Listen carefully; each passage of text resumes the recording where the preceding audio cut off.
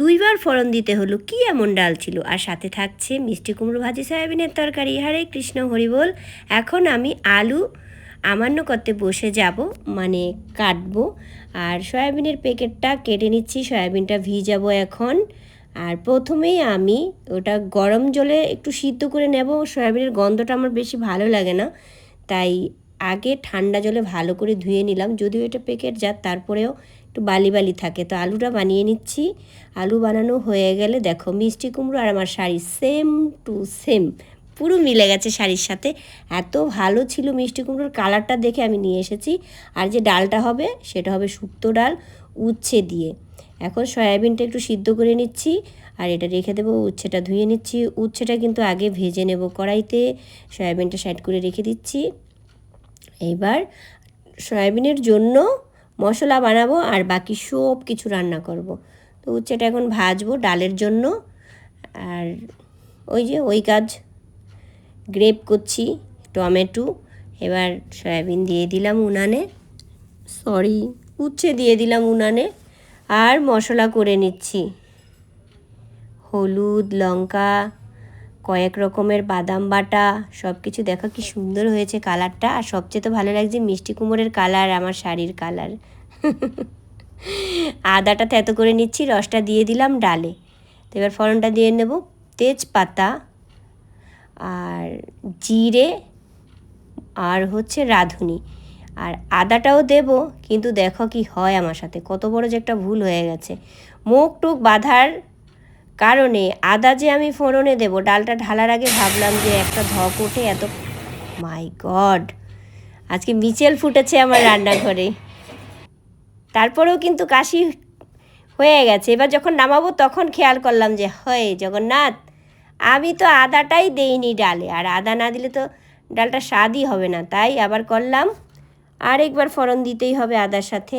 এবার ডালটা আবার রিটার্ন দিয়ে দিলাম প্রেশার কুকারে। এবার এত ডাল নষ্ট হয়েছে, 1-1.5 বাটির মতো ডাল আমার পড়ে গেছে। প্রথমেই তো এত ভকভক করে উঠলো, দেখলে তো সমস্ত সব জায়গা কেমন হয়ে গেছে। এবার আদাটাই দেবো শুধু, আর কিছু দেবো না।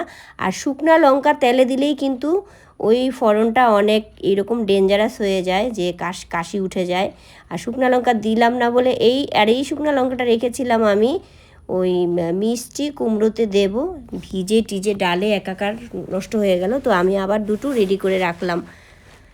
এইবার আর মুখটা বাঁধতে হলো না, ডালটা ঢেলে দিলাম। 2বার হয়ে গেল ফোড়ন। সত্যি সেদিন এই ডালটা কিন্তু ভীষণ হয়েছিল, টেস্টি হয়েছিল। এটা যদিও কয়েকদিনের আগের ভিডিও, কেউ বলো না যে প্রসাদ হওয়ার আগে এইসব বলতে নেই, দেখাতে নেই। হয়ে গেল আমার শুক্তো ডাল। এটাকে আমরা শুক্তো ডালই বলি, তবে যে খোয়া ক্ষীর এই সমস্ত কিছু লাগে না। আদা, কাঁচা জিরে আর হচ্ছে রাঁধুনি, শুকনো লঙ্কা, তেজপাতা, এগুলো দিলে এবার মিষ্টি কুমড়োটা বসিয়ে নিলাম। কালো জিরে, শুকনো লঙ্কা ফোড়ন দিয়ে।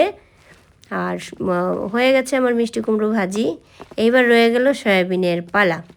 সয়াবিন এবার তেলটা একটু ভালো করে গরম করে নিতে হবে। আর দেখো কত বড় বড় লাঠির মতো, মনে হচ্ছে যেমন কাউকে মারবো আমি। তো আমি কিন্তু সব কিছু তেলে দিয়ে দিচ্ছি। আলাদা আলাদা করে আলুটা ভেজে নিতে পারতাম, সয়াবিনটাও ভেজে নিতে পারতাম, সেটা করিনি। সেটা করতে গেলে শেষমেশ দেখা যাবে তরকারিতে এত পরিমাণে তেল ভেসে ওঠে। প্রথম সয়াবিনটা তেলে ভাজতে গেলে কিন্তু অনেকটা তেল সয়াবিনের ভিতরে ঢুকে যায়, সেই রিস্কটা নিলাম না। আর আজকে আমার এই উনানটা এত প্রবলেম করছে, একদম জ্বলতে চাইছে না। আমি একটু চেক ফেক করছি, হলোটা কি দেখি কিছু হয়েছে কি না। সবই ঠিক আছে, বুঝলাম তখন যে সব যেহেতু এটার প্রবলেমটা ধরতে পারছি না, তাহলে একজন মিস্ত্রি লাগবে। যাই হোক, ওই উনানে দিয়ে ঠিকঠাক করে আবার দিলাম। আর যেটা বলতে চাইছি যে মশলাটা হচ্ছে, ওই কিছুটা আলু হয়ে যাওয়ার পরে মশলাটা দিয়ে দিলাম যেটা আমি বানিয়েছিলাম। উনান এপাশ উপাশ হচ্ছে, সেটা তো দেখতেই পাচ্ছ। এবার আলুটার সাথে মশলাটা যখন কিছুটা হয়ে গেল, পুরোটা তো করতে পারবো না, আমার একটা আইটেম তো বাকি রয়ে যাচ্ছে না। সেই জন্য প্রথমে আমি আলু দিয়েছি, আলুটা কিছুটা হয়েছে পরে সেখানে আমি মশলাটা দিয়ে দিলাম। মশলাটা কিছুটা হয়েছে পরে আমি আবার সয়াবিনটা ভেজে নিয়েছি। আলাদা সয়াবিন ভাজলে অনেক তেল লেগে যেত, অত তেল তো ভালো না খাওয়া না শরীরের জন্য। তো দেখো কি সুন্দর হয়েছে। সবাই ভালো থেকো। হরে কৃষ্ণ, হরি বল।